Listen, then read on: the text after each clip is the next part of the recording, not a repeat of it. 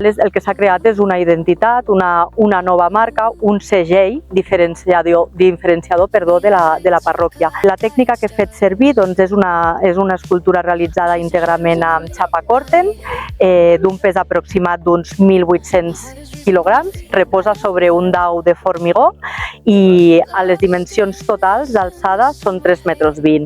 Se'm va encarregar una ossa i el que em feia patir una miqueta és que fos un resultat o massa agressiu o massa infantil, i és el que més m'ha costat treballar. I tampoc no veia d'inici tant el lligam amb el país.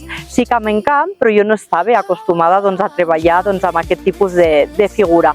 I el que he fet és centrar-me en el que sí que treballo molt a nivell creatiu dins de tota la meva obra escultòrica o pictòrica, són les muntanyes. I per això em vaig inspirar amb les formes topogràfiques.